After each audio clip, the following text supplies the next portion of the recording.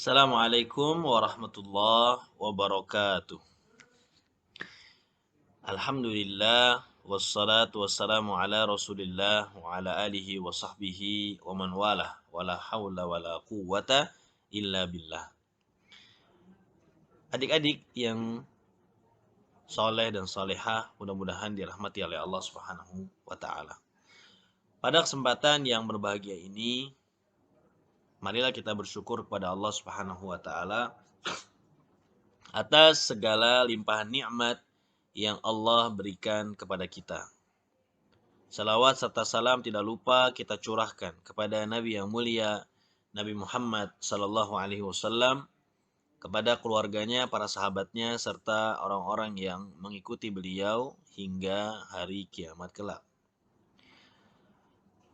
Adik-adik yang dirahmati dan diberkahi oleh Allah Subhanahu wa taala, pada kesempatan yang berbahagia ini, Kak Rahmat akan sedikit menjelaskan tentang salah satu pilar ibadah, yaitu al-mahabbah.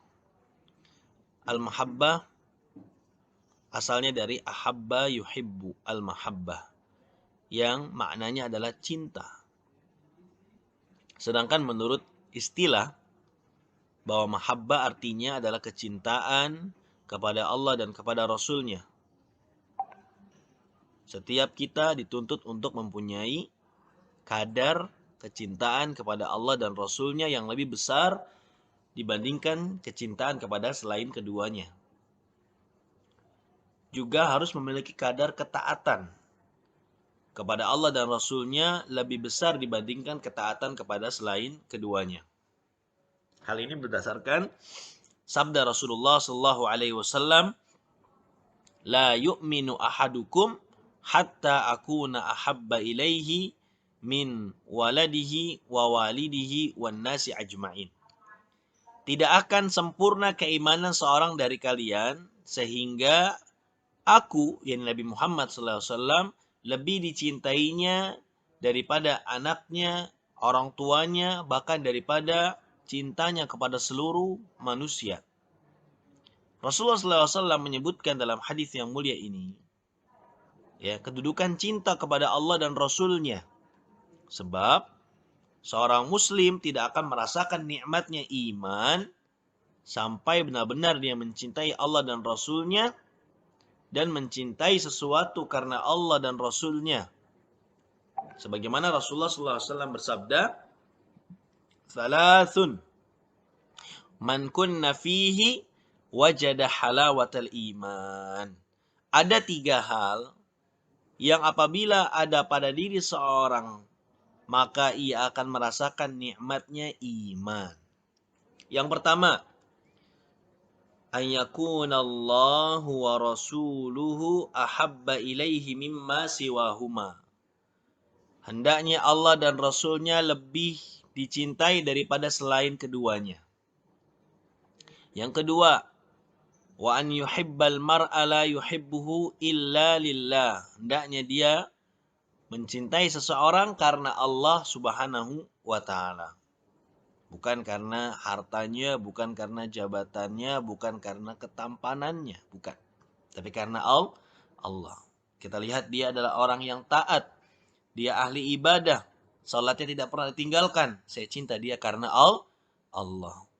Kita lihat ada orang yang bermaksiat kepada Allah, tidak melaksanakan perintah-perintahnya, maka saya benci dia karena Allah Subhanahu wa taala.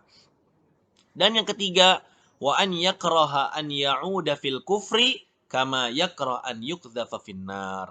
Dia membenci untuk kembali ke kufuran sebagaimana dia membenci Allah jurumuskan dia, lemparkan dia ke dalam api neraka. Maka apabila 3 hal ini ada pada diri seorang muslim, dia akan merasakan manisnya iman.